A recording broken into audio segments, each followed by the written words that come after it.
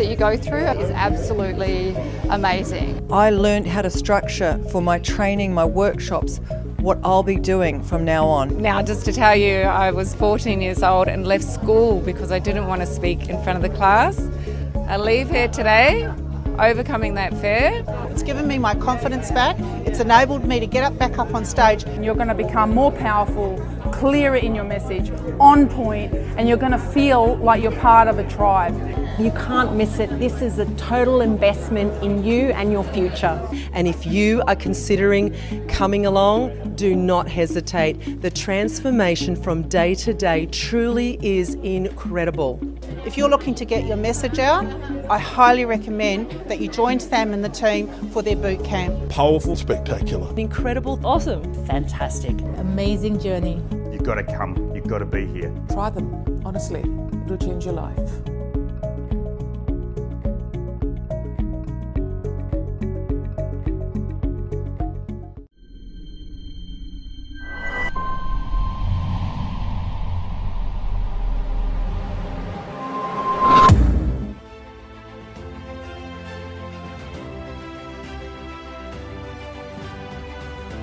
What if I told you that there is a place where you can dream big? A place where you can learn how to be an influencer. A place where you can collaborate with others. What if I told you that there is a group of people just like you? A group that's committed to make a positive impact. A group that believes in what's possible for the future. What if I told you that we can help you make a difference? We can arm you with the right tools to never be underpaid, undervalued, and underrecognized. What if I told you that you can join today, like right now? It's time to make a difference. It's time to shine. This is Speakers Tribe.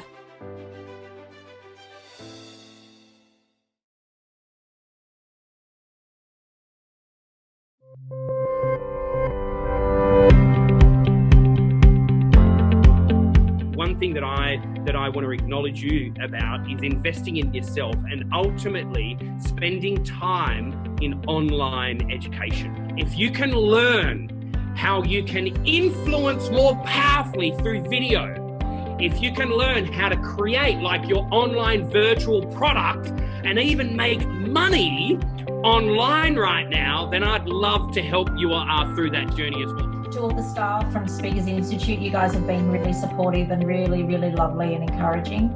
But to everybody else, for all of your honesty and your courage for stepping up here and just giving all, because I've learned so much from every single one of you and it's just been really, really good. I just wanted to say, being out of the workforce for 6 years, looking after little kids, and this is the first course I've ever done.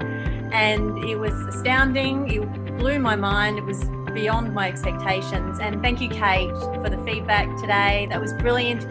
And it's given me the confidence to back myself, because I didn't have that before. Because, you know, when you leave for a while and you come back, it's all a bit dodgy. So thank you. Sam, thank you.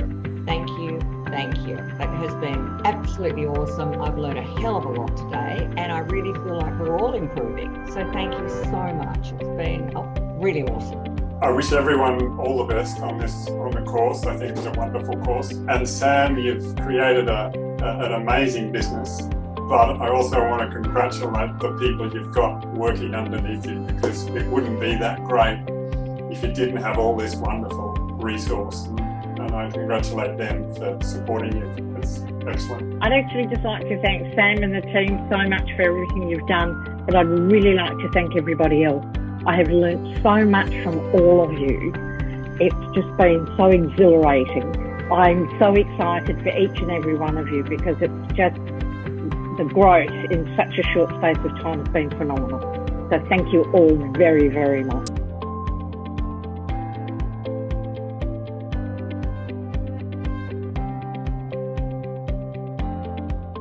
Welcome to Speakers TV. My name is Sam Cawthorne, CEO and founder of both Speakers Institute, Speakers Tribe, as well as also here Speakers TV. And my mission is to give you some of the best speakers in the world.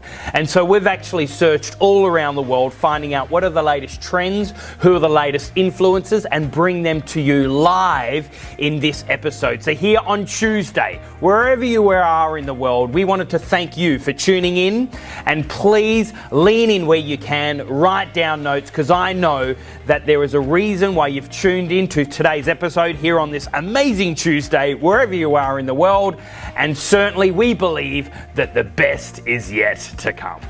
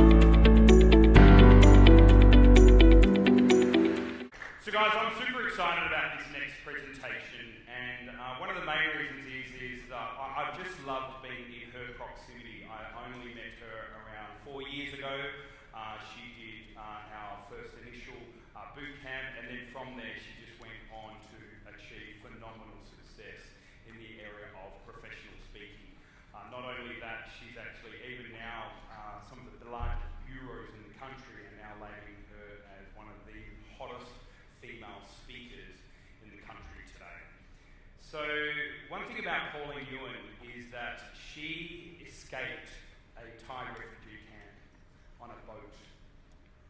From there, then she came here through to Australia. Her and her brother then co-founded the world's most awarded Vietnamese restaurant, and it's there in Sydney, and it's called the Red Lantern. Not only that, she also wrote her best-selling book as well. And guys, one thing I love about Pauline is she really challenges the status quo. She looks for ways how she can disrupt culture to create a new world of what's possible as well. So guys, this next session, I know that you'll be absolutely blessed. So ladies and gentlemen, please put your hands together for Pauline Nguyen! Look at you first. Let me look at you first and breathe you in.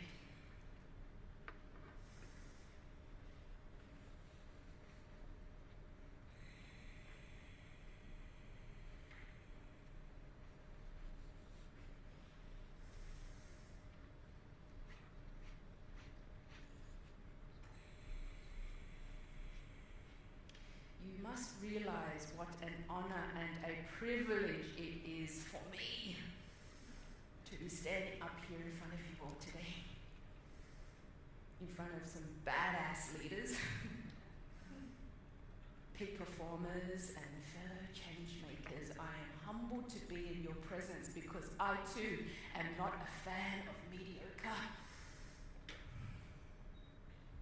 And I wanted to acknowledge each and every one of you here today for removing yourself from your familiar and coming here today and connecting and learning from each other and developing and growing yourself, because I too am a massive fan of development. Professional development, business development, and especially personal development. I turned 45 this year. I've been in business now for half my lifetime. And over the years, I have invested a lot of time, a lot of money, and a lot of energy investing in myself. Investing in not only my mindset, but also my heart set, and my soul set, and my health set. Over the years, I've come to understand that personal development cannot happen unless personal disruption happens first. Over the years, I've come to understand that I cannot change my personal reality unless I change my personality. I am continuously rewriting my story. I am continuously redesigning my destiny. I am continuously reinventing myself. I'm continuously questioning my own stories and questioning the existing paradigms and consistently transcending the status quo so that I can become the woman I am destined to be. The person I am meant to be, not the person they told me I should be. Thank you for allowing me to be with you today. When Sam first shared with me his intention for this event, I resonated immediately, and I couldn't help but think how many times I've been asked in interviews and in conversations, how is it that Red Lantern is still around after 16 years? And what do you guys do to compete in such a saturated and fickle and challenging industry? And my answer always throws them. You see, I don't view the top restaurants in Sydney as our competitors. We are our biggest competitors. Why would I waste my valuable time and my valuable energy focusing on and worrying about what the others are doing? I know where I would rather focus. We must write our own rules. We must run our own race. And we're still around because simply we have more grit than anyone else we know. We understand that persistency is the new currency. We must practice never give up-ology.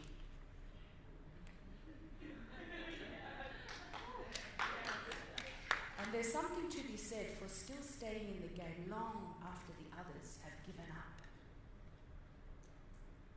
Because the universe rewards the unreasonably determined.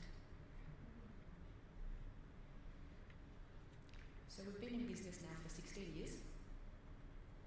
This places us in the top 4% of businesses in the world that have survived more than 10 years in business. It also means that 96% didn't make it this far. And we're still around because this is what we understand. We understand that change is the only constant. We can always rely on our make change. Change is the only constant. Not only must we learn to embrace change, we must learn to expect change. Not only must we learn to expect change, we must be the change. We must learn to continue to innovate and create and collaborate. And what is innovation? Innovation is simply taking the same way we've always done things and shaking it up and asking what's working, what's not working, and pulling out what's not working and putting in new systems. Listening to new voices, learning new concepts, developing new belief systems, becoming new people, so that we can be better than before. Charles Darwin puts it so beautifully in his law of evolution. It is not the strongest of the species that survive, nor the most intelligent, but the ones most adaptive to change. I would add that it's no longer just survival of the fittest. It is survival of the most fitting. The ones who are the most nimble, the ones who are the most flexible, the ones who can transcend the status quo so they can be better than before. Now, I've always run my personal life and my business life based on my two greatest values, which are growth and gratitude. And it is at the intersection of growth and gratitude which is where I thrive, and I'm so grateful to be standing here today to be able to share with you a part of my story. And I wanted to ask your permission. I wanted to ask your permission if it was okay that I got a little bit personal with you today. Is that okay? Because I believe that in order to tell the full arc of a story, we can't just talk about the good stuff. We have to share some of the bad stuff that happened as well, so that we can truly appreciate where we came from and what it took to get here. Is that okay if I got a bit personal with you today? Yeah. Thank you. So my story starts in Vietnam. And when Saigon fell to communist rule in 1975, my father realized that he had no choice but to escape Vietnam. And the only way that he could do this was to build a boat and smuggle himself and his family out to sea. I was 3 years old at the time, and my brother Louis was 2. My grandmother begged him not to leave. She couldn't understand how a parent would want to risk perishing their children out at sea. But my father is a very determined man. He stands at just 5'1", a little shorter than myself. It is possible to be shorter than myself, by the way. Even without these heels. But what my father lacked in inches, he made up for in courage and determination. And he had already made up his mind. He would rather die trying than risk imprisonment or a fate far worse. The re-education camps. And he would tell me, it's not enough that they want to take our freedom, they want to take our thoughts as well. And he was determined that if we died, we would all die together. So in October 1977, armed with only a rudimentary map and a compass to guide him, my father steered our tiny vessel out into the South China Sea. And we spent our days waiting and drifting and praying. We prayed that a foreign ship might come to save us. We prayed that we might find friendly shores. We prayed that the pirates wouldn't rape and attack us, and we prayed that our supplies would not run out. But our prayers were not always answered because ship after ship after ship ignored our SOS. The most basic code of the sea. And at gunpoint, a group of Malaysian soldiers pushed us back off supposed friendly shores. We ended up in Thailand, where we spent a very difficult year in the refugee camp there. My mother gave birth to my brother Luke inside the refugee camp. And in 1978, Australia finally accepted us. The government housed us at Westbridge Migrant Hostel, and my father quickly found a job working on the production line in the Sunbeam factory in Campsie. Sunbeam gave him the graveyard shift from 2 p.m. to 2 a.m., and they gave him all the jobs that nobody wanted. The train ride home was the worst, my father would later tell me. Every night was dangerous for him. The locals threatened to beat him, and the bigots threatened to kill him. Go home to your own country, you bastard! They would yell at him every night. They didn't understand why we were here. People are always afraid of what they don't understand. My father cried every day going home on that train. A lot of us cried in those days. We came into this new world with nothing. Nothing. No house, no job, no money. We didn't know the laws, the language, or the systems. My father had nightmares. And it's the same dream over and over. He's back in Vietnam. He's preparing for our escape. He's back in the water, drifting day after day with nowhere to go, and then he wakes up. My father had constant flashbacks to the war. Part of his job as a lieutenant in artillery was to go back to the scene and count the dead bodies after a kill. One shell killed so many people, and the scars from his own bullet wounds resembles a question mark down the length of his spine. But determined to succeed, my father took on a second job and then a third job. And at home, he was always angry.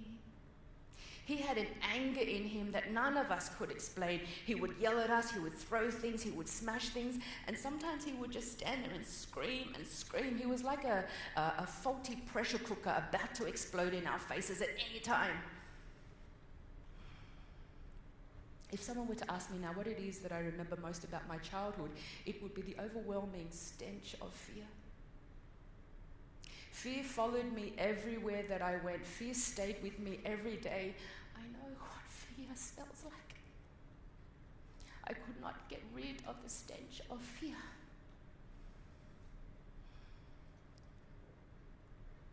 My father had 3 instruments of torture.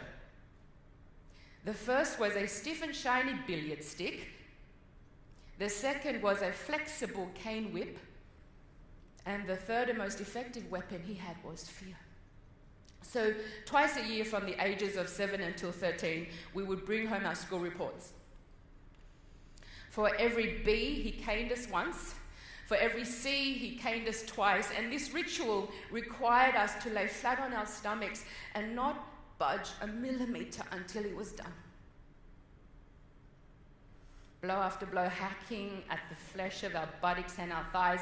And then when he was done, when we were lying there in a bloody heap, he would throw us $1 for every A. Every day in the 7 days leading up to report day, he would lay out his instruments of torture for us kids to see, and every day we would hold each other and we would pass them and we would rock each other and we would say, "Be brave. It'll be over soon, just be brave." The reality of our lives was unfair, unkind, and affectionless. Mentally and physically, we were strong. Emotionally and spiritually, we were a mess.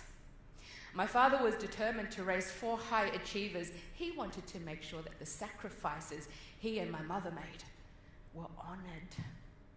But desperate for a better life, my father quickly moved us to the outer western suburbs of Cabramatta. Anyone here from Cabramatta?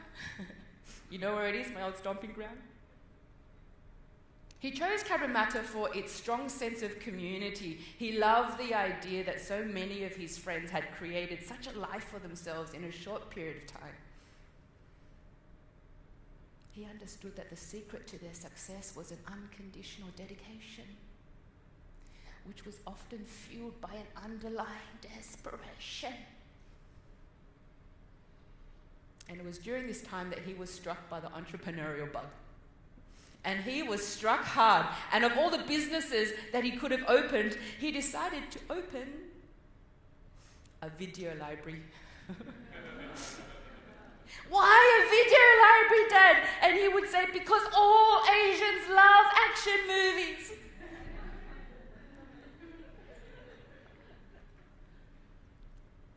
And the blockbuster releases at the time were Full Metal Jacket, Born on the 4th of July, and Platoon. And he would walk around the house singing, "Good morning, Vietnam!"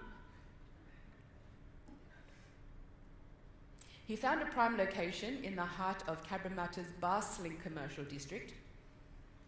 We held this location for over 10 years. He moved the video library upstairs. Downstairs became our very first restaurant. My father was Cabramatta's very first barista.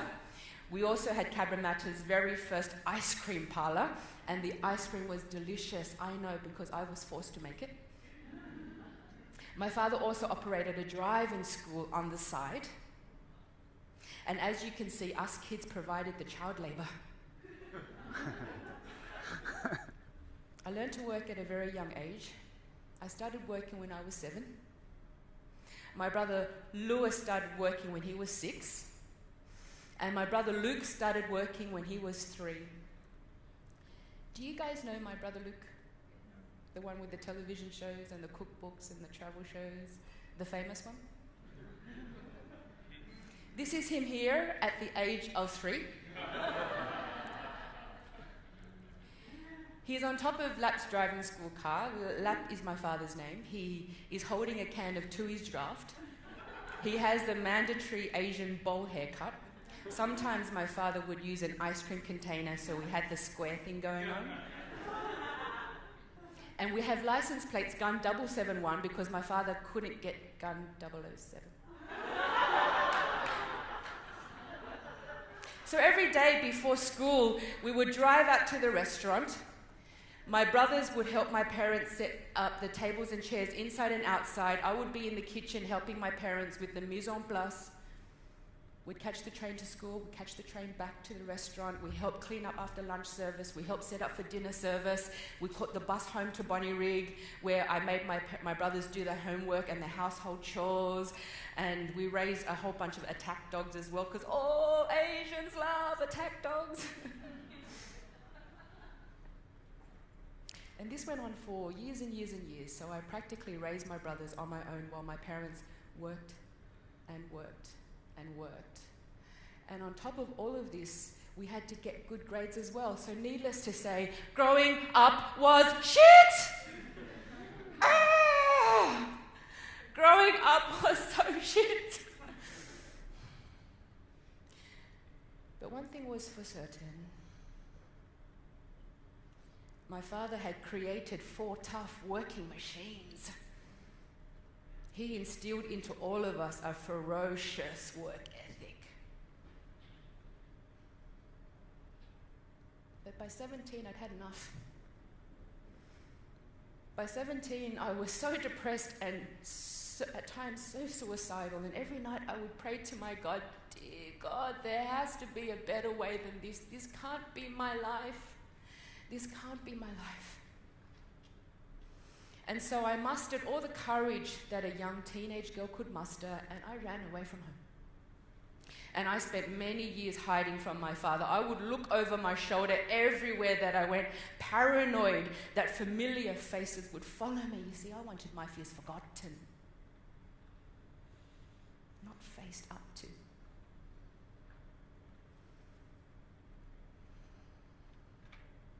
I put myself through university. I got a Bachelor of Arts in Communications degree because I was determined to prove my father wrong. He had told all his friends that the only reason why his eldest daughter would run away from home was, one, she was either pregnant or she'd become a drug addict. I worked so hard to get that degree. And every semester I would send home to my father my university reports, but I would cut out my home address so that he wouldn't know where I lived, but so that he would know there were some things I would never forget.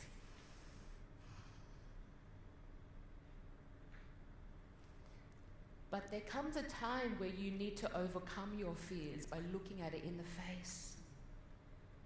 And for the sake of my mother, and for the sake of my father, and for all the shame that I had dumped on my family in the years that I was away, I reluctantly reconciled with my father. And out of duty, I would go home to visit, and I hated those visits. I hated that sense of claustrophobia and suffocation I always felt in his presence. The meetings were always so stifled and false.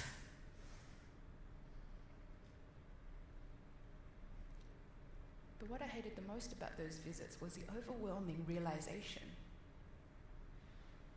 that I had grown up to be just like him.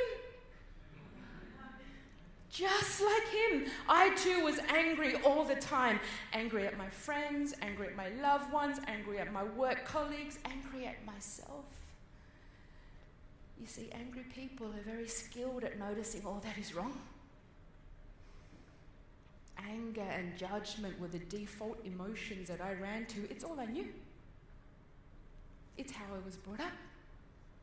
It's what was downloaded onto me. Error detection and judgment were the emotions I ran to. My neuroscience coach refers to it as the right-wrong virus. A mind operating system that has error detection and judgment at its core. This is essentially a prevalent human condition. You see, those who judge the most are always secretly the ones who feel the most judged. And I carried this anger with me for many years. And later, when my husband and I decided to have children, I was determined that the cycle end here. I was determined that the cycle end with me. I was determined to not pass on my anger to the next generation.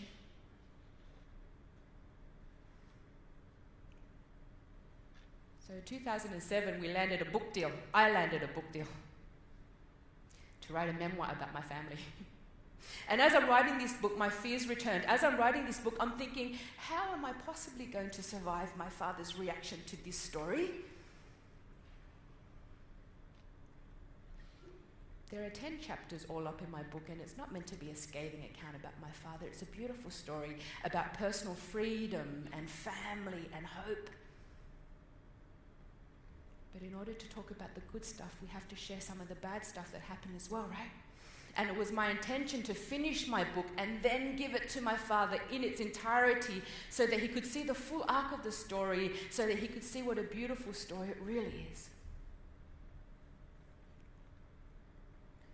But by the end of the 7th chapter, my father demands to read my story, and I freak out. I freak out because he can't possibly read it now. The 7th chapter is the worst chapter about my father. It's the most scathing account about the man. And he can't possibly read it now. It's not finished. But you don't say no to my father. And I had no choice but to hand over my unfinished manuscript. The story about his life, written by his prodigal daughter. I didn't hear from my father for 3 months. 3 months. I needed to hear from my father. I needed to finish my book. I needed to move on.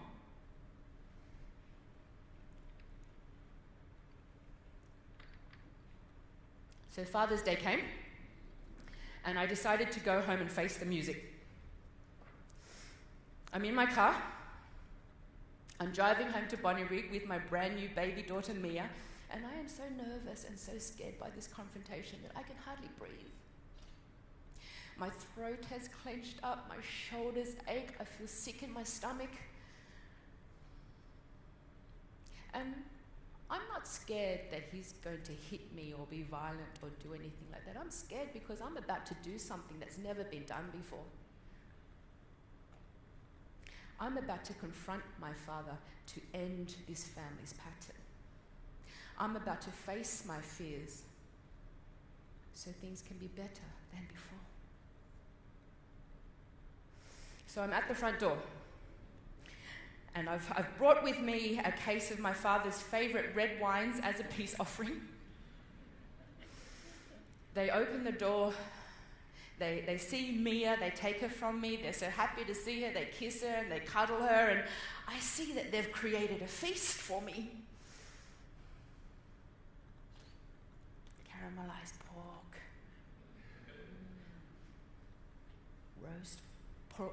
roast duck, tomato prawns, and bitter melon soup.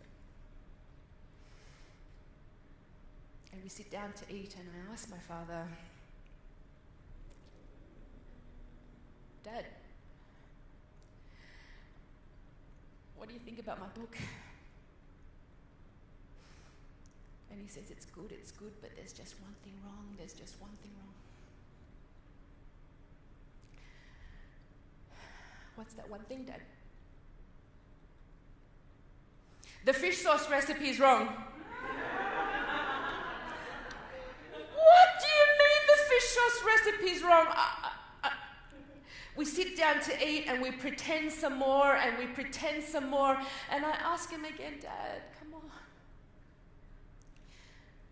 What do you think about my book? And he gives me the same response about the bloody fish sauce recipe. I am so frustrated at this stage. We're never going to connect. I'm never going to finish my book. I'm never going to be able to move on. I grab my baby, I grab my things. I'm about to leave, and I ask him one last time, Dad, please, what do you think about my book?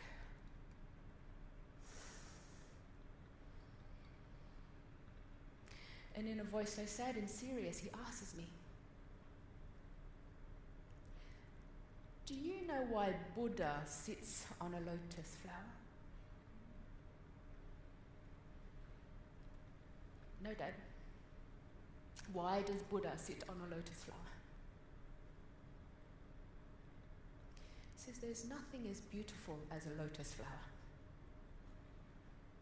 Out of watery chaos it grows, emerging from the depths of a muddy swamp, and yet remains so pure and unpolluted by it. So pure you can eat it, all of it. The leaves, the seeds, the stems, the roots, the petals. But the lotus flower has another characteristic. Its stem, you can easily bend, but you cannot easily break. It has tenacious fibers that hold the plant together. My children are lotus flowers. You have grown out of the aftermath of war. You have grown up in Cabramatta during its murkiest time, and you have grown out of me. I am mud, I am dirt, I am shit. I am very lucky to have you all.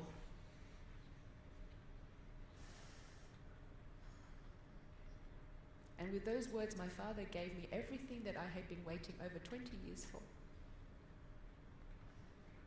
He never gave me an apology. I didn't need an apology, but what he did give me was acknowledgement. Acknowledgement of the harm that he had inflicted. My father later tells me that there is a right time and a right place for everything. He said that had he read the book 10 years ago, he would have exploded, and he would have probably beaten the crap out of my brothers and my mother and myself. But he says there is a right time and a right place for everything.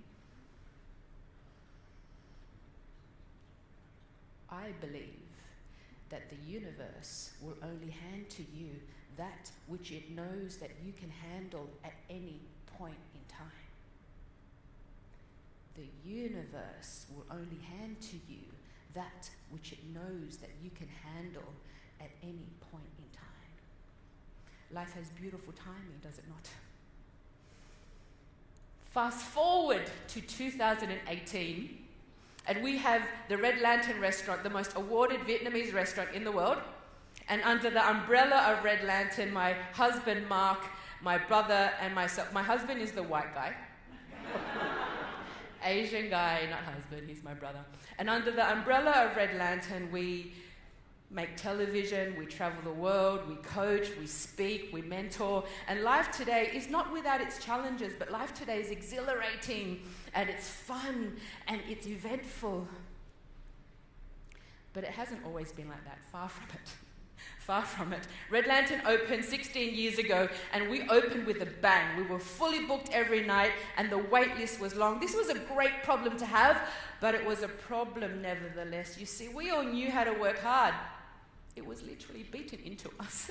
We just didn't know how to work hard and work smart. We were working 80, 90, 100-hour weeks, week upon week upon week. We were tired all the time. We had no life. Luke's dreams of entertaining his mates at the front of house never happened because he was stuck in the kitchen all the time. Mark's dreams of riding his Ducati and going fly fishing on his days off never happened because he never had days off. And my dreams of having children remained a dream for so long because Mark and I were simply too exhausted after work to do anything but sleep. Things got so bad that I developed alopecia, a condition where the hair falls out due to stress. And in the first month of operation, we won Best New Restaurant, Best Asian Restaurant. The wait list got longer and longer, and sometimes the phones would ring so hot that the whole system would just crash. And one night after a really long and difficult service, we sat down for our after-work beer. It was 2 o'clock in the morning as usual.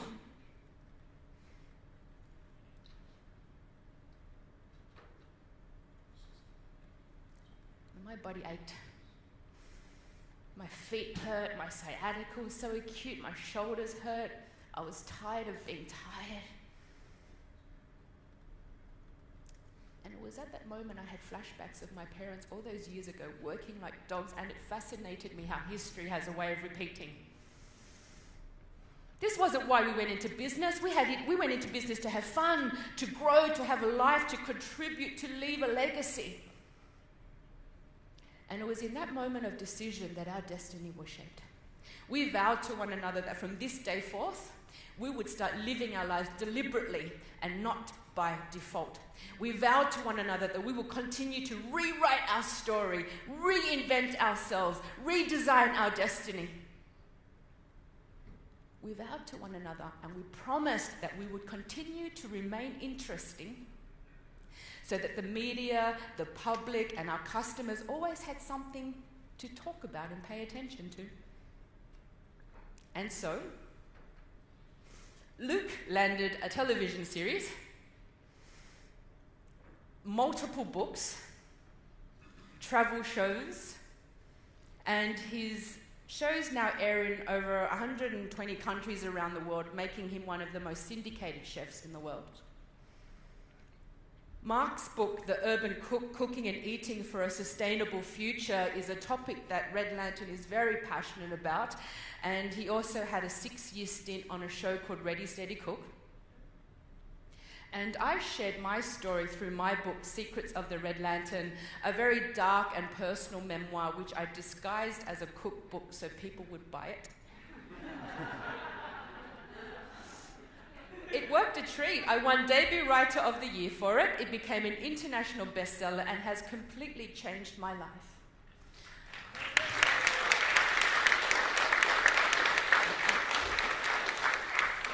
And I travel the world and I speak and I coach and I mentor and I connect with people and I connect with people because connection is why we are here. Connection is what gives our life meaning and purpose. And so we continue to employ team members who are technically better than us, and we continue to engage with business mentors and life coaches to help us grow internally and externally, and the awards kept coming. We've won wine awards, restaurant awards, speaking awards, book awards, but the award I'm most proud of winning is the Telstra Business Award for medium businesses. We beat like 6,000 entrants. I worked so hard for that award.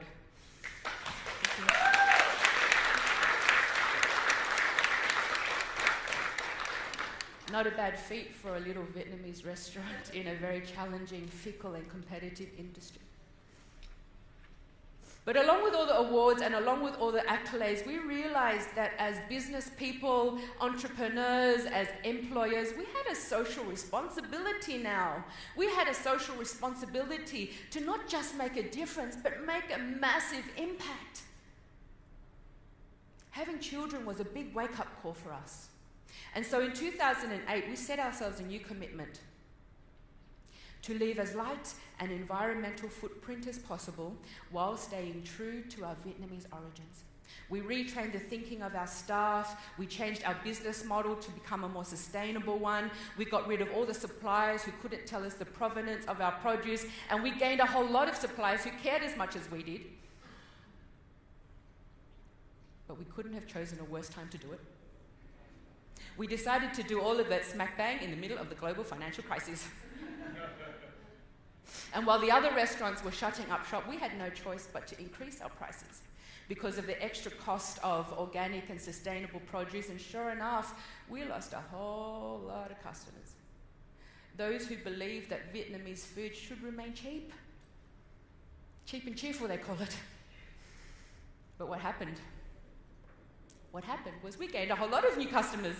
Those who, because of the economy, had to take a step or two down. And Red Lantern, we weren't cheap, we weren't expensive, but we sat beautifully in the middle, and what we did offer was exquisite Vietnamese cuisine with a social conscience. We believed in something higher than ourselves. Our vision and our purpose was too strong to go back on our promises. We took a massive gamble and it paid off. Thank God it paid off. Thank God. And have we experienced other challenges and difficulties along the way? Of course we have. Of course we have. Over the years, we have experienced a multitude of economic downturns, some so severe we have fallen to our knees. professionally and socially, we've experienced a whole lot of racism as well. Personally, I've experienced a whole lot of sexism. You see, not only am I a woman, I am an Asian woman. Not only am I an Asian woman, I am a short Asian woman. Jokes aside, and truth be known, whether the discrimination is blatant or unconscious bias, I'm cognizant of such issues, but I do not subscribe. Why would I waste my valuable time and my valuable energy being bothered by the ignorant opinion of others? Why would I waste my time being worried about things that I cannot control? I know what I would rather focus on. It is my internal ecology that matters the most. And also, I don't do victim well. So what did we learn?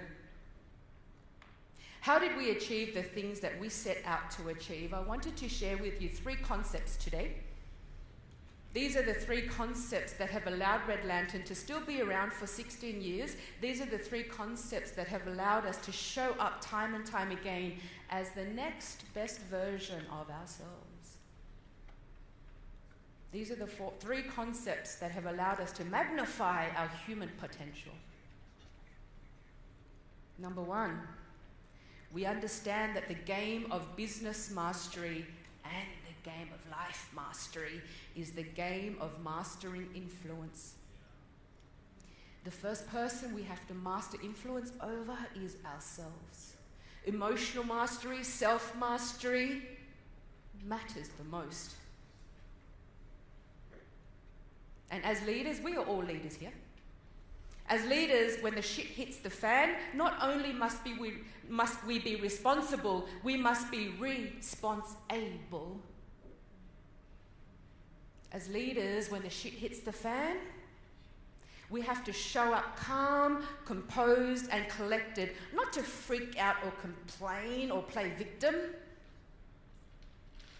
As leaders, it is our responsibility to snatch as much positive value and to make as many empowering meanings as possible to any perceived problem that comes our way. It is our internal ecology that matters the most, to keep strong the gatekeepers of our minds and our hearts. For it is our internal ecology that will directly reflect and directly project upon our external kingdom. Because calm is contagious.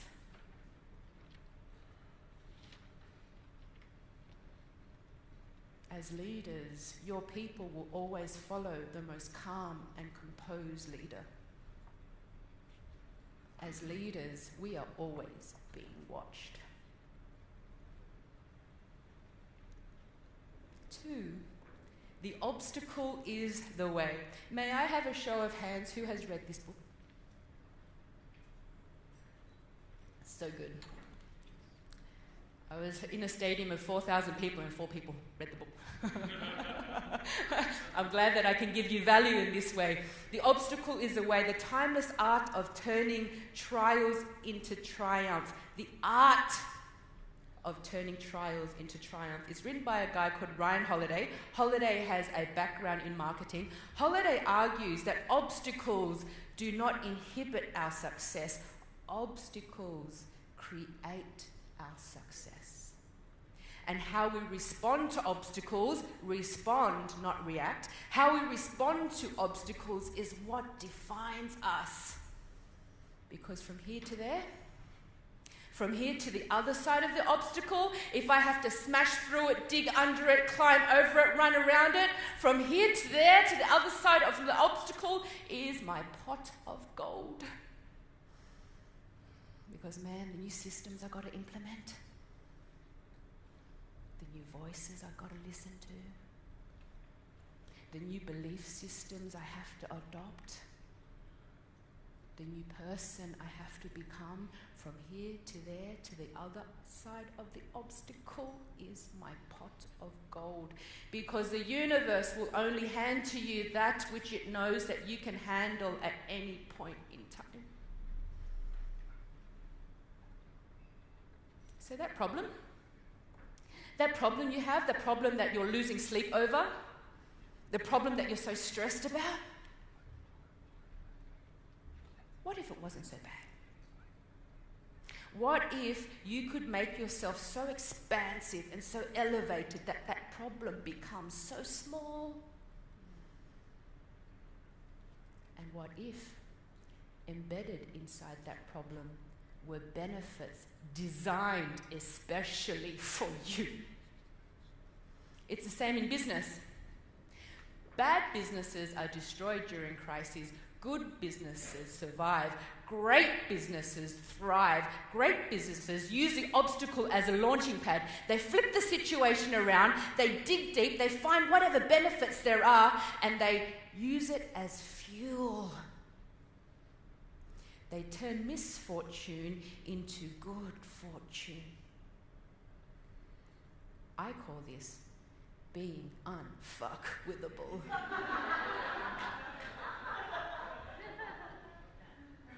Very different to being unfuckable. When you are truly at peace and in touch with yourself, and nothing anyone says or does bothers you, and no negativity or drama can touch you.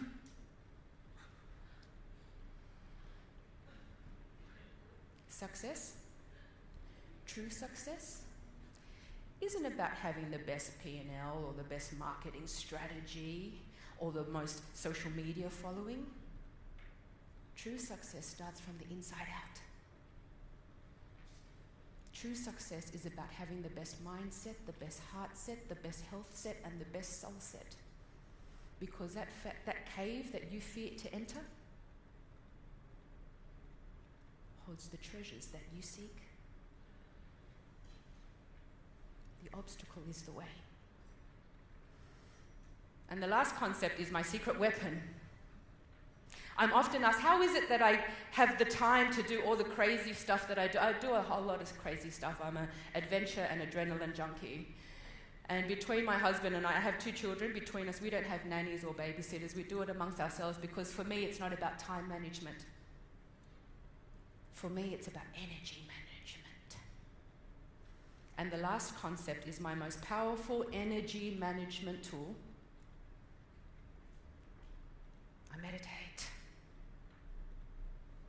I've been meditating now for the last 15 years. I meditate an hour a day, sometimes twice a day. Meditation allows me to show up as my next best self time and time again. Meditation allows me to show up in the face of any obstacle with dignity, grace, cheerfulness, and poise. Meditation allows me to transcend the status quo, to practice the art of acquiescence, of finding cheerfulness and compassion even in the toughest of times. Mind training allows me to make my dreams come true. So Harvard University conducted a study a few years ago, and they followed around a whole bunch of top performing CEOs from all around the world to see what all these CEOs had in common. They had 2 things in common.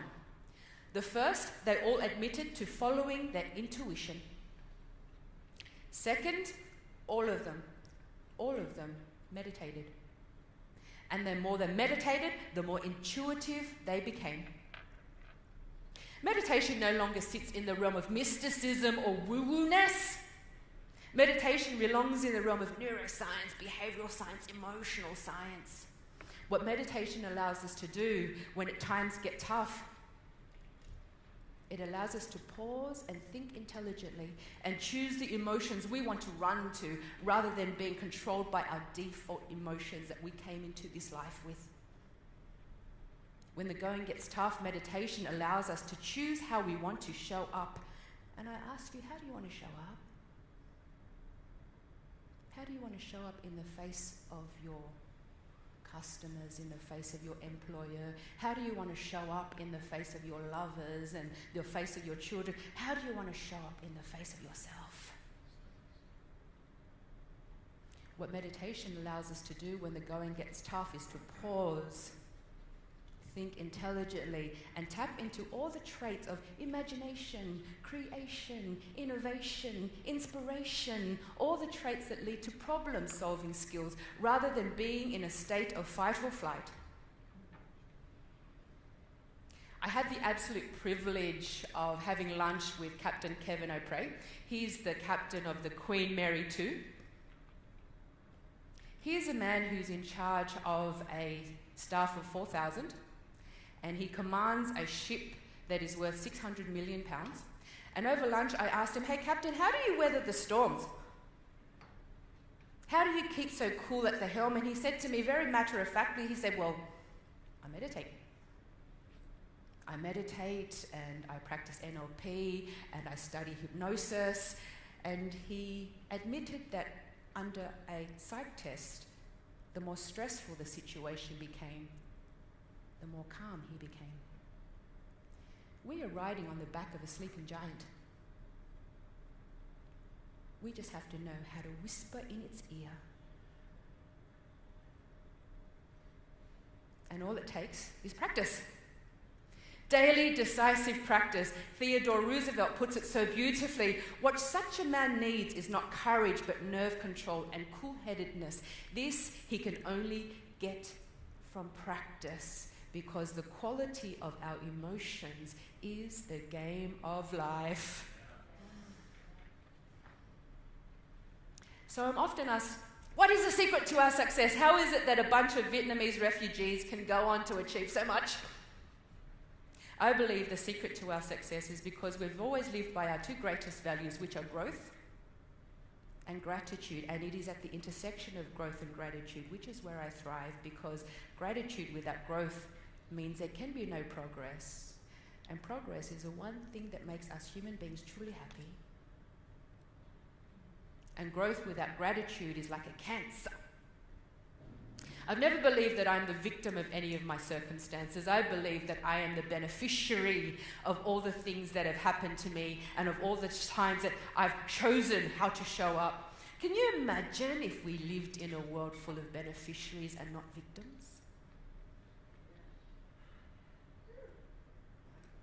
If I didn't show up all the ways that I've shown up, I wouldn't have all these opportunities that come my way. And in my moments alone, I realize that life doesn't happen to me, life happens for me. And when we understand the law of vibration, we understand also that life can happen from me.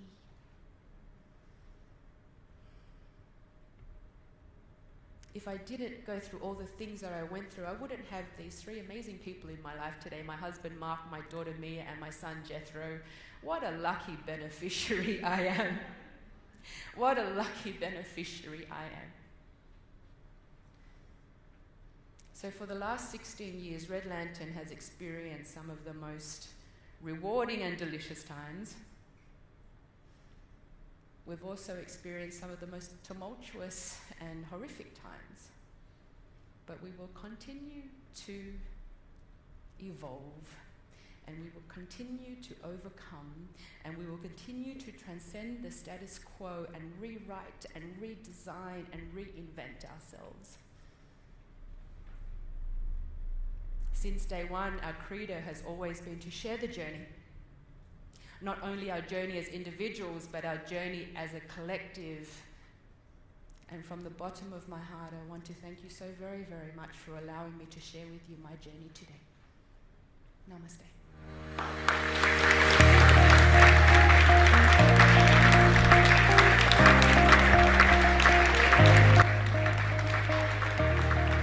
Get that book out now and show to the world how you are making a difference. Hi guys, my name is Sam Cawthorne and I'm a multiple times international best-selling author. I've written 7 books, both self-published and published numerous times by the #1 business publishing house in the world. There is no better time than right now to write your book, but you want to do it properly by getting the right advice from others who have been there and done it successfully. That is why I'm holding a masterclass with my good friend Alexi, who has assisted thousands in helping them get their book out easily and then gives them the tools in learning how to get that book into the hands of the right people. In this online masterclass, we will share with you how to write a book fast and easy in 3 easy steps. How to distribute the book so thousands buy it, how to create the right back end of the book to make thousands of dollars, and the blueprint that will get you lots of media so you are the recognized influencer in your industry. By clicking on the link below, you are claiming your seat into this online masterclass absolutely free. This is your chance to invest in your time in isolation and get your book out in the next 4 weeks. Register today. One thing that I want to acknowledge you about is investing in yourself and ultimately spending time in online education. If you can learn how you can influence more powerfully through video, if you can learn how to create like your online virtual product and even make money online right now, then I'd love to help you through that journey as well. To all the staff from Speakers Institute, you guys have been really supportive and really, really lovely and encouraging. But to everybody else, for all of your honesty and your courage for stepping up here and just giving all, because I've learned so much from every single one of you and it's just been really, really good. I just wanted to say, being out of the workforce for 6 years, looking after little kids, and this is the first course I've ever done. And it was astounding. It blew my mind. It was beyond my expectations. And thank you, Kate, for the feedback today. That was brilliant. And it's given me the confidence to back myself, because I didn't have that before. Because, you know, when you leave for a while and you come back, it's all a bit dodgy. So thank you. Sam, thank you. Thank you. Thank you. That has been absolutely awesome. I've learned a hell of a lot today, and I really feel like we're all improving. So thank you so much. It's been really awesome.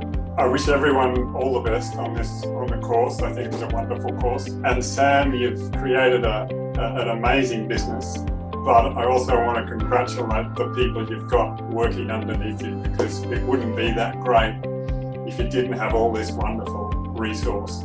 And I congratulate them for supporting you. It's excellent. I'd actually just like to thank Sam and the team so much for everything you've done, but I'd really like to thank everybody else. I have learnt so much from all of you. It's just been so exhilarating. I'm so excited for each and every one of you, because it's just the growth in such a short space of time has been phenomenal. So thank you all very, very much. So I want to say, look, I've forever been doing courses and programs. I've probably spent over $350,000 in my life. This was worth every cent. I'm very, very impressed with the level of knowledge of the coaches. And they just kept offering gold nugget after gold nugget.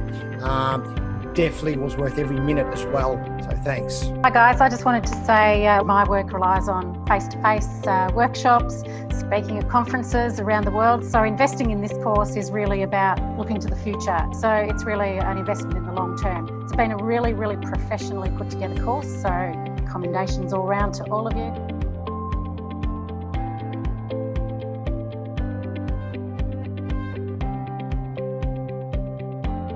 Amazing experience that I've had in a lifetime. The coaches were phenomenal. And I've found the process that they follow and the material that they have presented us excellent.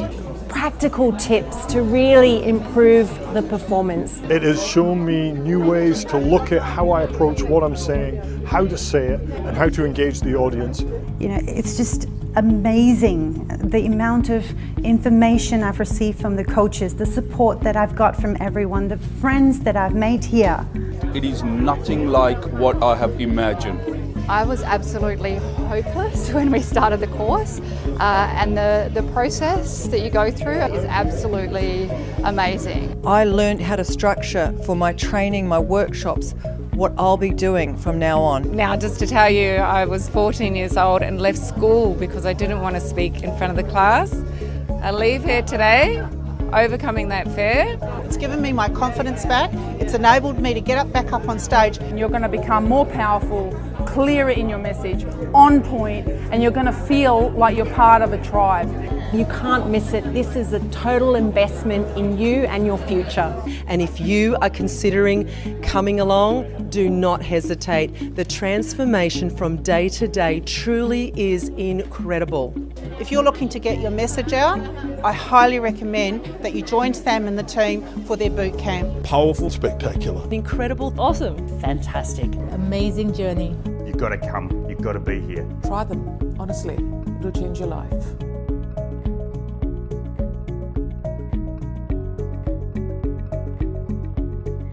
I really always wanted to make an impact. When I was a young girl, I had this drive in me to really make a change. And I studied environmental science and marine biology, and I worked in the corporate world for about 8 years as an environmental professional. But I just realized that wasn't making an impact for me enough. I wanted more. And then while I was going through this whole transition to figure out what I really wanted to do, I came across these people. And I realized for me to really grow into that next step, what I needed, I wanted knowledge from people that knew their stuff. I wanted to have that community that supported me and understood me, and really the professionals that have been through it that could guide me on my way. My future is gonna look amazing. I have so much that I want to be sharing, but also the confidence I have now to do that. I'm writing my own book. Next year, I'm launching my new keynote, and it's unstoppable. What I can do from there, I'm just so excited, and I can't wait to share that with everybody. The big thing is, you need people around you that inspire you. If you don't have those people around you, how can you even see that next step? I really think about the future. I plan, I set those goals for myself. But someone needs to spark that little idea in you to begin with. What is possible? And I've seen that it's possible. I've seen people around me that have done it, that are successful, and I can do it. And I'm absolutely certain of that I've got what it takes now that I'm here.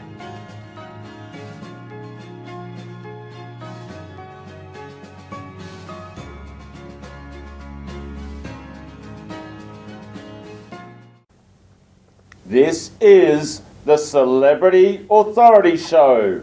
Please welcome your host, Sam Cawthorn. Yay!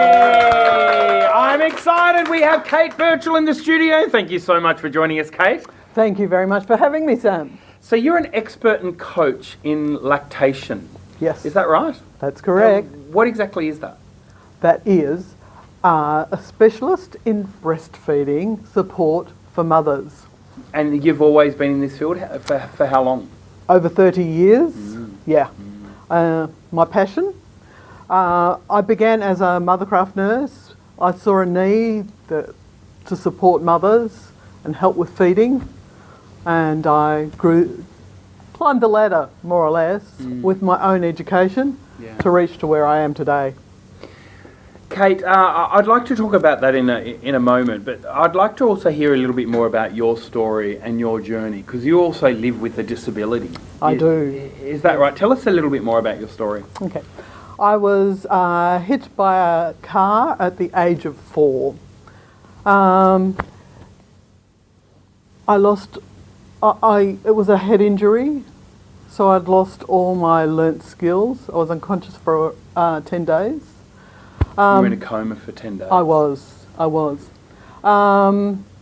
They didn't know it was a long time ago, so they didn't know what was going to be my prognosis. Was there anyone else hurt in the accident? No, I was hit by a car with a number of other children. I decided to cross the road and got hit. So my family have been very, very strong, supportive, and brought me up as a normal child. You know, got me going, got me doing things. So can I just go back for a moment? So you were in a school trip, and you were crossing the road by yourself? Or No. I was at, we were at a children's party. The mothers were all chatting together. The children were all together on the footpath. Quiet street. Half the children went across the road. I stayed with one of the other children to buckle up their shoe.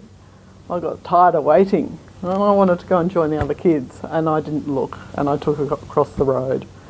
And I was hit. and was that here in Australia? Yes. Yeah, in the suburbs of Melbourne. Of Melbourne. Yeah, okay. Melbourne. Yeah, yeah. So you were in a coma for 12 days? Yep. Lost all my skills. Part of my brain was affected, so the other parts of my brain took over. I was very, very lucky at the age of 4 that my body compensated. So, apart from my spasticity down one side, I've been very, very fortunate. I've been able to keep going and doing what I want to do. Tell us a little bit more, the spasticity on one side. What does that mean? At first, my right arm did not work for 6 months, and eventually it came good, slowly. The spasticity gives me limited movement, I get, but it'll go off and do its own thing when I'm really tired, and I don't know where it is. Used to be when I was a kid at school. You know, when you use your pencil and your rubber, the rubber would be in this hand, it'd be up here, and I'd need to rub something out, and I'd forget where have I lost? Oh, it's up there in this hand. So, yep, my right leg stunted growth, muscle tone's different. I walk with a limp. I live with that. I didn't realise it was that bad watching all the videotapes of recent years. I just accept me as me, and I get on with life. I think I probably strive more because I want to achieve. Kate, you are so inspiring, and thank you so much for joining. So tell us a little bit more about your journey towards being an expert in lactation. Did you become a nurse as soon as you left school, or? No, I actually worked in childcare when I first left school. Okay. Chose that path, which was mothercraft, nursing and childcare. But I really loved my placement in hospital. I found my niche, my passion was caring for babies and mothers. Over the 30 years, what we do is very different. It's got more and more positive, the care and the way the care is given. I chose to self-study and sit the international exam for lactation consultants. What initially made you curious? Like, why lactation? Why did you decide that was there? Is there a story associated with that, or you were just simply curious towards that specific pathway? I think just curious, yeah. Yep. Okay. I loved children or babies when I was little kids. So, And what you saw mothers struggling, or you saw? Not at that age. I probably wasn't quite sure at the time, but where do you go when you finish school? Pick and choose. Pick and choose. And I got a part-time job in childcare, and I sort of stretched in that direction. Great. Yeah. So then you did the lactation course, etc., and then you went on to be. I did the mothercraft course and worked in the hospital for about 7 years, and saw that the hospital was behind the times. So I did that further education so that I could have a voice to make a change. Great. And that's why I became an international board lactation consultant. And then I wanted to do more. So then to get more of a voice, I got involved in board sides of the Australian team, which is international, which is LACANS, which is Lactation Consultants, Australia and New Zealand. I started as secretary, I'm now the president. Wanting to make a difference in the world with mothers and babies and the support systems that teach them. Yeah, and congratulations. So for people out there that may be a nurse or a midwife, or even someone that knows a mum or someone that's struggling in this area, what's some advice that you could give to them to either help or assist others, or maybe even for a mother that's currently struggling in this area? What's some advice that you could give to them? Okay. Depending where they are, take a breath. Remember, your baby is your baby, and they love you, you love them. Just take time. I think the first thing for mothers, if they're about to have a baby or before, on that birth, all being well, put skin to skin with that baby.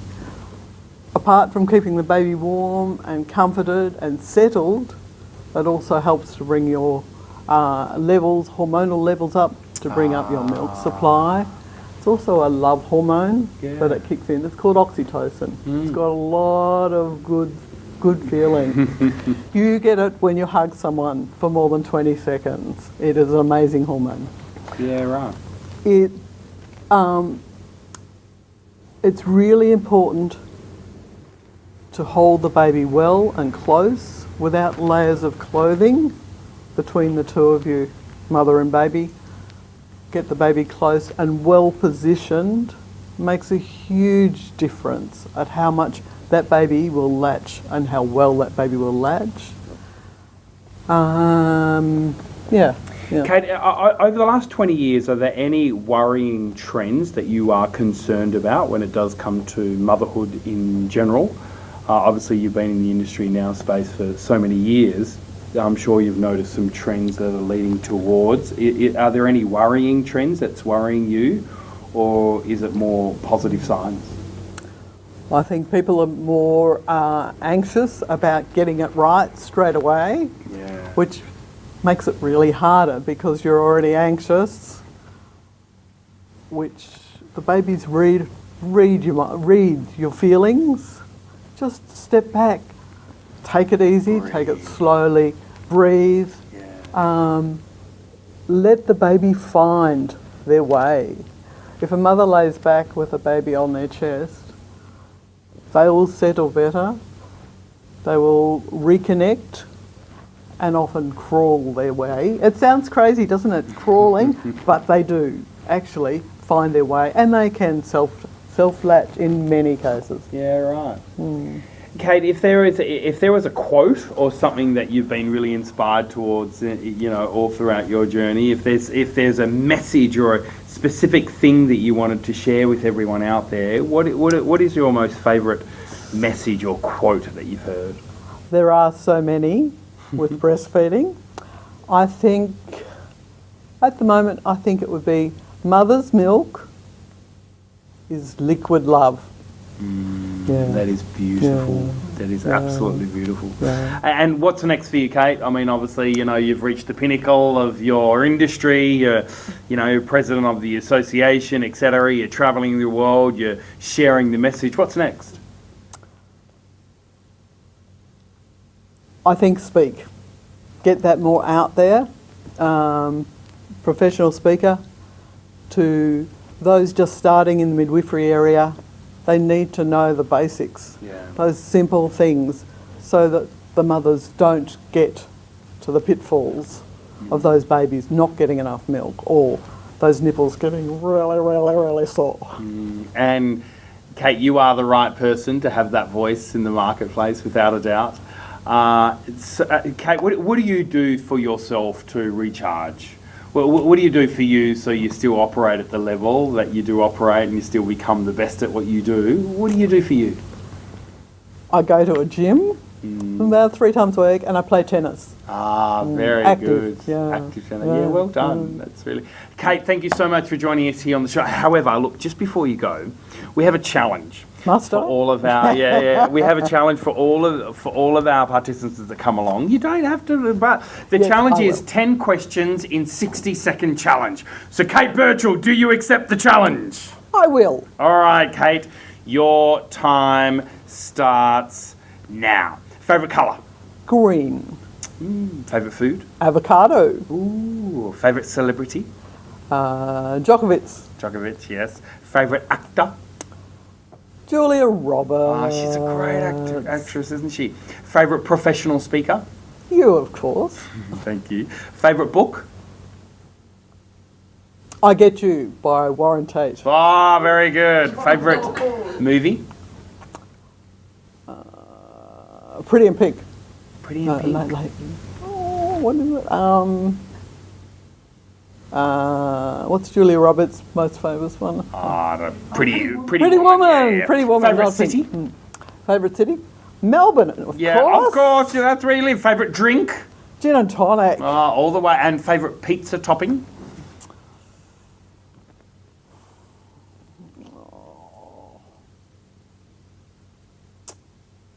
Chicken. And Kate Birchell, if you could be an animal, which animal would you be?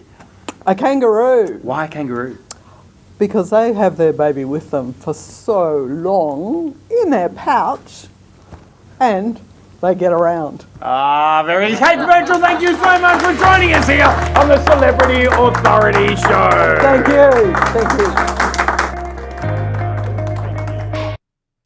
Henry Keogh knows a lot about the power of choice, particularly its power to break free from negativity, despair, and hopelessness. He should know. He spent more than 2 decades in jail, learning some of life's toughest lessons. His new passion is sharing the battle-proven tools he acquired so others can break free of their life's prisons. Strap into your seats as Henry revealed how he masterminded Australia's greatest jailbreak. Ladies and gentlemen, this is Henry Keogh! Have you ever been blamed for something that you didn't do?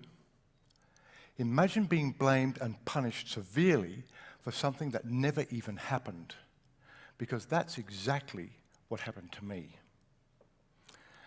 My fiancée died on a Friday, 3 days after her 29th birthday and just 6 weeks before our wedding. I came home and found Anna slumped, motionless in the bath. My brain screaming at me, get out, get her out, and she'll be okay. I'm desperately trying to revive her until the ambos can come and take over, praying all the time that I won't lose her. My dread turns to reality when they stop working on her and say, we're so sorry. There's nothing more we can do.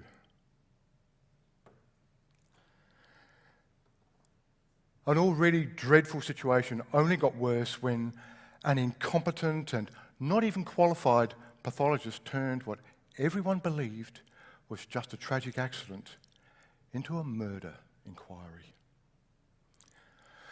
A full-blown trial based on flawed and concocted evidence resulted in a life sentence and my freedom taken for a minimum of 25 years before I could even apply for parole.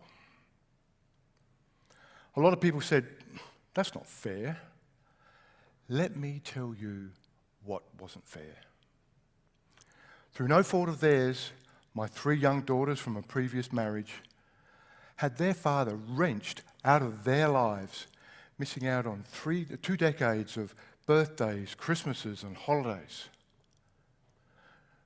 No more taking them to basketball and cheering from the sidelines. No shoulder to cry on when life got too much. And no father to walk them down the aisle at their wedding. It should be black.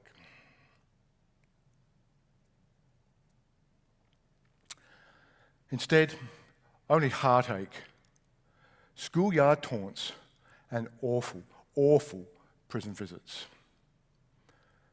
Well, for 20 years, I'm living the life in a 5 by 10 foot cell, a space smaller than your family station wagon. And most of that time, jammed in and locked up with another prisoner for 12 to 18 hours a day. I had to learn real quick that there were 2 sets of rules. Inmates unwritten rules and the official prison rules.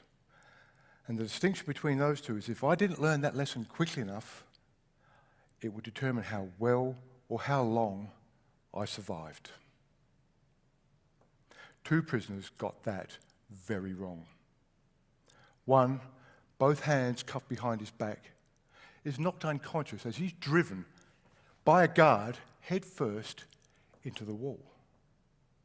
His offence, just answering back. Another, and who screams I will never forget, standing naked in the shower, has a full bucket of boiling water thrown at him because he made the mistake of calling that inmate a dog. I can still see the layers of skin left behind that just slid off his body.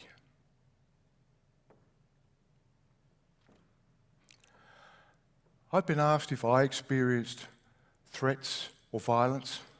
Yes, and my silence was bought with the threat of harm to my children.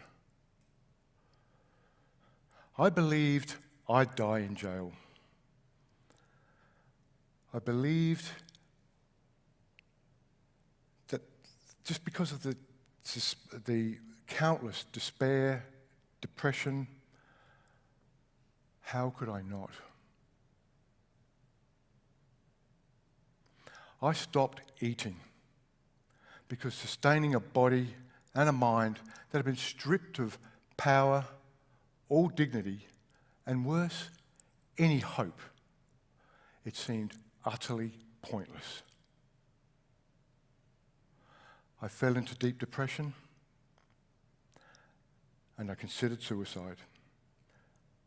But knowing what that would do to my children and a promise that I'd made to my father, even that release was denied me. If I had to stick it out, I knew I had to choose my own path to freedom. I set what I believed were 3 achievable goals. I knew I had to look after my head, my health, and my heart. But I still stumbled. I fell back, and I nearly gave up many times. Excuses are always easy to find, aren't they? I'm only human. We all are. Controlling the voice in my head was my first goal and the hardest part of the battle. If I had to stop obsessing over things I had no control over, if I couldn't control it, I trained myself to let it go. And that included no longer caring about... Why is this not working? No longer caring about the things that...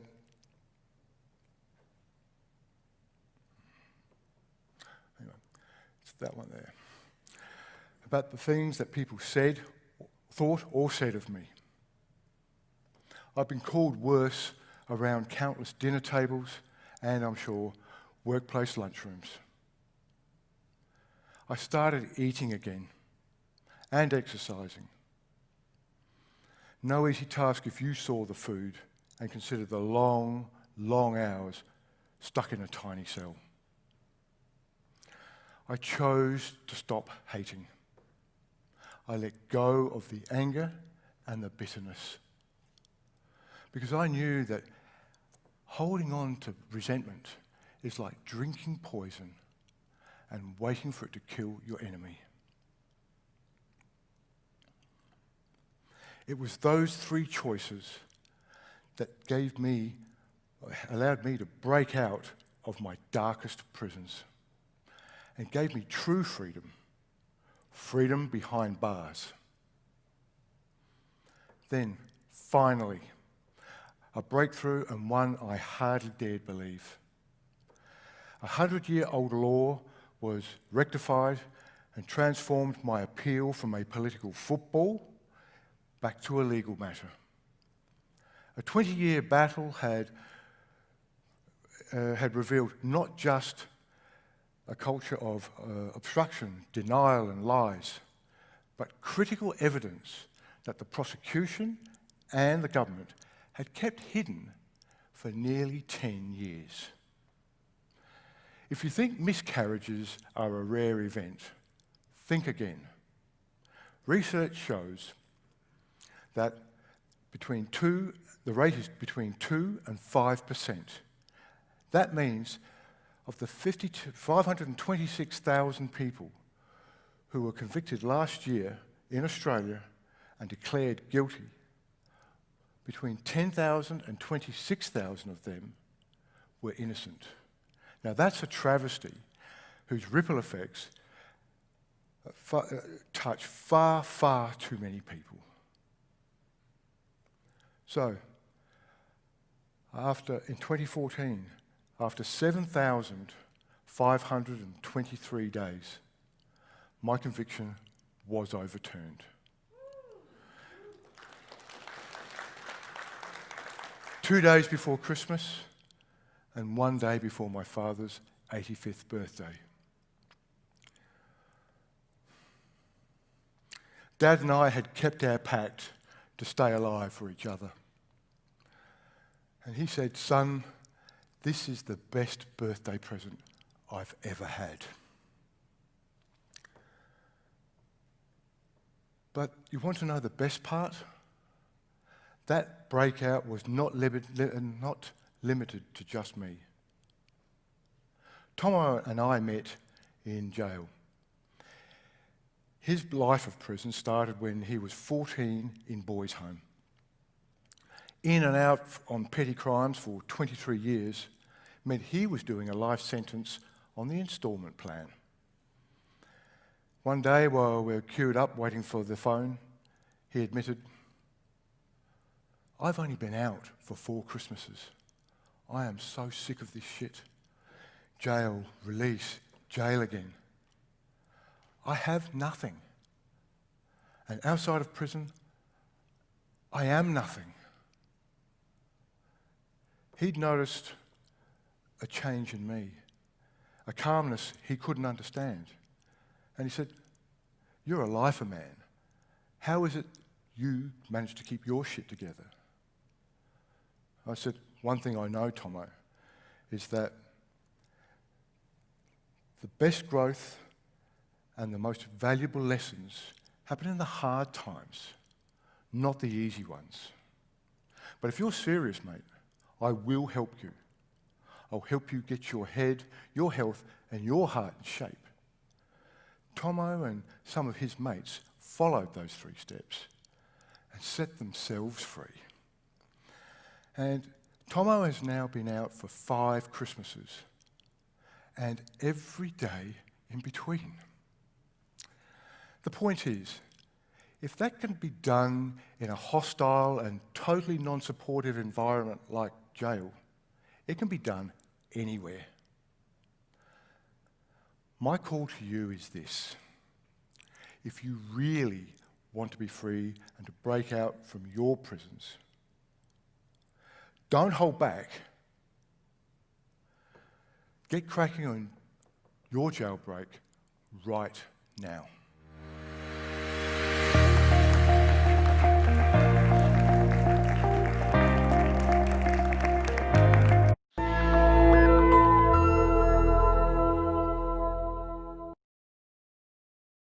Hi guys, Sam Cawthorn here, CEO and founder of Speakers Institute and also Speakers Tribe. I'm super excited about today's video because it's all specifically around persona. Now, the dictionary meaning of the word persona is actually more around a character of what you display. Whereas for me, the way that I look at this is, what exactly do you want to emulate to the world? In other words, what do they see? They meaning your customers, your clients, your marketplace, etc. What exactly is the brand that you want to have out there in the marketplace? What is the persona, the character, the presence, the visual image of what you are portraying out there in the marketplace? You know, I've done a lot of media, right from TV all the way through to radio, as well as also some print media as well. And I've been really consciously aware exactly how I look, particularly in both the print media, in my photos, as well as also on the camera on TV as well. From my shirt through to the coloured jacket, through to my unshaven look, all the way through to my smile and my charisma, or my certainty and my confidence and my seriousness. So that's exactly what we will be unpacking today, is what exactly do you want the market to see you as? How exactly do you want you to be seen? Is it professional, serious and credibility like? Or is it more joy, playful, fun and entertaining? Or maybe it's just simply a little bit of a mixture of both. We're going to unpack that a little bit today. So we're going to study a few cases here, as well as also look at what really people in the marketplace are doing today. So first of all, let's have a look of some people out there. First of all, we're going to have a look at Richard Branson. Now, one thing I love about Richard Branson is he always has exactly the same look. As you can see here, it's very fun, adventurer, dreamer, risk taker. He has the long hair, which really equals a bit of freedom. Blonde and surfy look, which is more around adventure, as well as also that beard, wisdom, as well as also rebellion, as well as what we see in there. So if you do a Google search, this is pretty much so what you will see. You will see exactly the same facial expressions, fun, laughter, visionary. You'll see this guy that's got the long hair, always got that goatee beard type thing. And so he has this congruent persona that you're always going to see out there in the marketplace. Let's have a look at someone else. This guy here is Dr. Demartini. You might have heard of him, may not have. He's really is like a spiritual guru, really helps you with your beliefs. And so as you can see here, this guy here is very European, world influence, classy, security type look. He's very also old school with the pinstripes. Expensive quality, high roller, as you can see there. Page boy haircut, which is very his signature look, which you'll see across the board. His suits are all very power suits, quality, double-breasted, clean cut. He's a sharp businessman. So again, if you have a look here at the Google search, he pretty much has exactly the same look across the board. Again, this is the persona that he has out there in the marketplace. Now let's have a look of Kylie Huang. She is a celebrity chef, if you don't know who she is. But she's this Asian culinary influence, creative, crafty, minimal, simplistic, always has those dark frames on her glasses. Her hair is very straight, shoulder length, face is very warm, smile. She's got that oriental style look with the reds and the whites, crafty accessory to complete look. And then again, if you have a look at her Google search and images, you will see pretty much exactly that same look with those big glass lens and obviously also that shiny black hair as well. Let's look at Naomi Simpson, CEO of Red Balloon. As you can see here, she always wears red. I really like her, and one of the main reasons is she always is congruent with her persona out there in the marketplace. So as you can see here, passionate, consistency, welcoming, that hair length always just above the shoulders, brand always dressed in variations of red. Again, if you do a Google search here, you can see pretty much across the board, she wears exactly the same red across the board. So again, very, very congruent with her persona. Let's have a look at one more, which is Sarah Blakely. She is the founder of Spanx. And so Sarah, as you can see here, confident, approachable, reassuring, assertive. Her hair, long blonde, loose and wave, smile, attire brand, and bold colors. So again, if you do a Google search on her, pretty much exactly the same. Every single one of them is very that smiley look. So as we're looking at these, I want you to start thinking of what exactly is your own persona out there in the marketplace, and how do you want other people to view you, your character, your personality, all just simply from images, which is your persona, yeah? So I want to take you through right now my journey. So as you can see here, this was me 4 or 5 years ago. I was very much so sort of a page boy look, all very clean shaven, and really trying to have that mixture between schoolboy all the way through to a young professional. This was my persona in the marketplace. And so what we then needed to do was really look at how I can transform that to be an authority person in the marketplace, to be the #1 expert in the marketplace. So what we did here is we needed to uncover a few things. The first one here was personal heroes, people I respected and admired, the style of these heroes, then really identify the future me, exactly where I wanted to create my new signature look. We looked at my closet, leaving the past and having this brand new future, everything from my strengths all the way through to the design and creation of this new look, which is who I am today. So then we looked at some wardrobe here. We looked at both shaved, unshaved look. We looked at everything from sneakers and professional look through to business shoes, etc. Was it jeans or was it suit? Was it a mixture of both? Was it suit or was it just simply collar without a tie? And we explored all of this, and as you can see here, we looked at a lot of different ways here of what would be this new look for me in the marketplace. And as you can see here, this is what we came up with. We came up with that real crisp, professional look. There's no huge smile there as such, but there's certainly a visionary eyes that's looking out there into the distance with a real clean-cut suit, starched collar, and so on and so forth. And so as you can see here, the contrast of the person beforehand through to the person I am today. So guys, I want you to really think about what exactly is the persona that you want out there in the marketplace, and what are people that you want to emulate off, people that inspires you, your heroes, people that are cool out there, and maybe you actually have your own DVP, your own differentiating value personality. So we know that Pharrell has the hat, we know that Bono has the glasses, we know that Sam Cawthon has the arm or the bionic, or you know, what exactly is you going to be your signature look? You know, we know that, Richard Branson has the long hair. We know that Naomi has the red. What exactly is your DVP, your differentiating value personality? And what persona do you want the market to look at you with as well?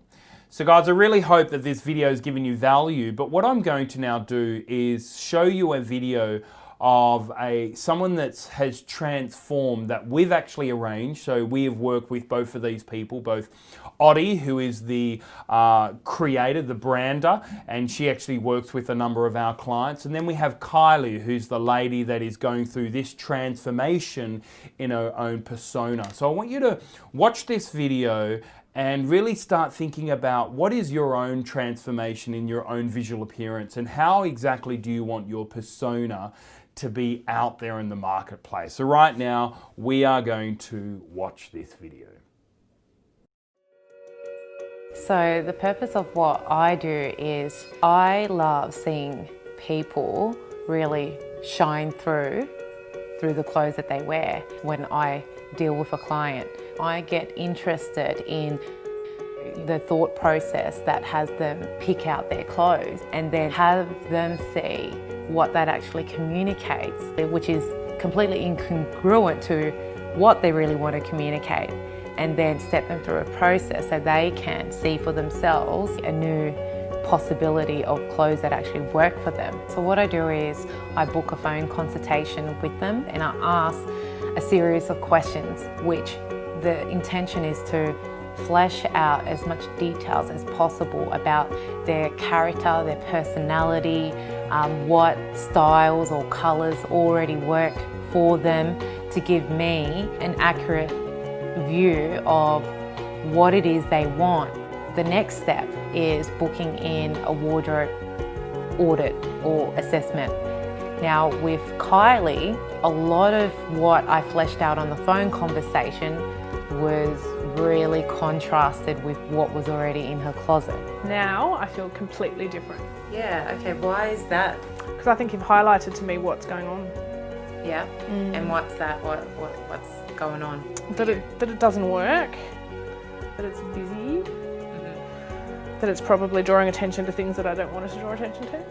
Yeah, so I want to take you back a bit to, all that transition that you went through. How long ago was that surgery, And how long have you been feeling this way when you do pick clothes, feeling not comfortable in your skin?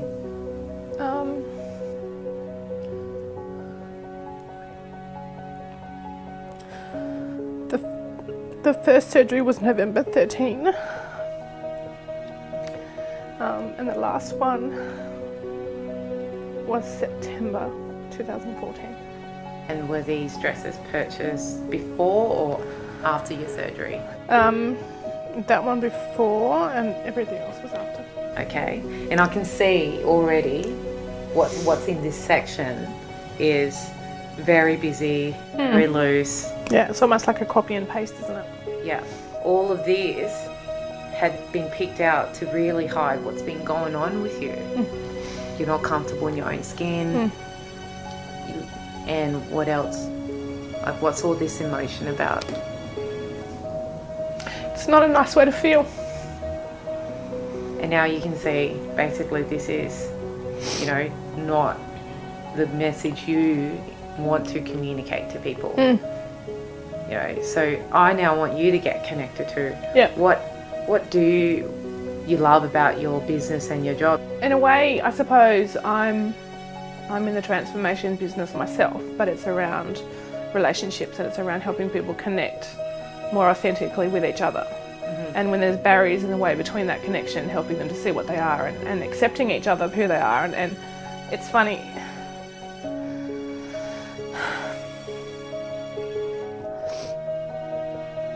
I'm just realising that I'm not accepting myself. You had been completely avoiding this area and you know, it's time to now actually take away what doesn't work. And I'm going to be completely straight with you. From what we've discussed and created as you, the new you in the future, this completely is not a match for that person. Yeah, I see it too. This needs to go. Can I take it off, please? Yes, please, you can. The next step in the process is taking the client shopping. So at this point, they are already present to a new view of how they could possibly look that's authentic to who they are. Now we go to the shops and we go on a hunt and purposely pick and choose clothes that's going to match that new image and vision that we previously put together. My most favourite thing about this is when I see their view of themselves transforms from what previously picked the clothes that didn't work to then this new view of light and possibility. This experience for me was quite transformational. I learned a lot about myself that I wasn't aware of before. I learned that I was hiding. I learned that your image says so much more than you think it does, and I learned that what I was trying to hide was actually being highlighted, which was horrifying when I realised. And working with Oddie really opened my eyes. I think Oddie's techniques make a difference because she gets to the source of the problem. If I hadn't been taken to the reason why I was doing what I was doing, I would have just kept making the same mistakes without even knowing why.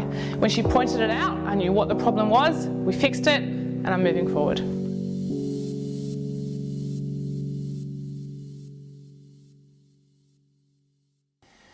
Wow, what a real powerful video there of a total transformation there of Kylie Worry, who's been one of our master proteges.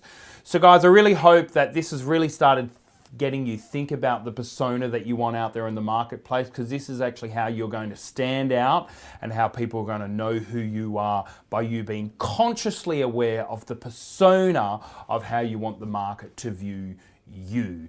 And it certainly makes a difference to your bottom line as well, particularly the way that people that book speakers and people that book professionals, the way that they view you as well. And make sure also this persona is congruent across your brand, from your LinkedIn profile picture all the way through to your website, and then when they first see you as well. Actually, I'll tell you this one story. I remember this one time where I was literally moving from, you know, this page boy shaven look to now this rugged facial, you know, together with a bright suit. And I remember rocking up to a gig and they said, you don't look like Sam Cawthorn.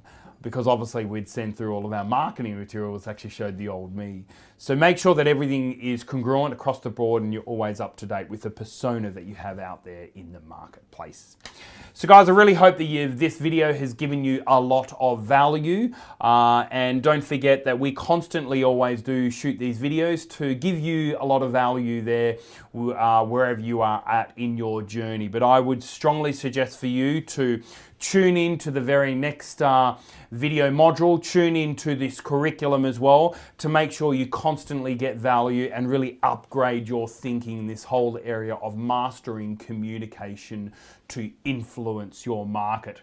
The next one we have straight after persona is that we do have packaging. So super excited about how to package or maybe even build a course so you can get paid while you sleep. So guys, really looking forward to talking to you all again really soon. Again, my name is Sam Cawthorne, CEO and founder of Speakers Institute, as well as also Speakers Tribe.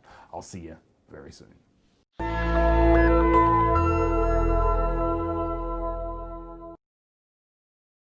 Hey guys, thank you so much for tuning in for today's episode here at Speakers TV. My name is Sam Cawthorne and we are super excited about Speakers TV and about these episodes that we bring to you every single weekday as well as also on every single Saturday. Guys, we'd love to hear from you. If you've got any feedback at all for us, or maybe you want to comment right now in the chat bar about what was your biggest takeaway from today's session. But also not only that, why don't you join us? So here at Speakers Institute, we do have a number of programs such as our online boot camps or our protege program.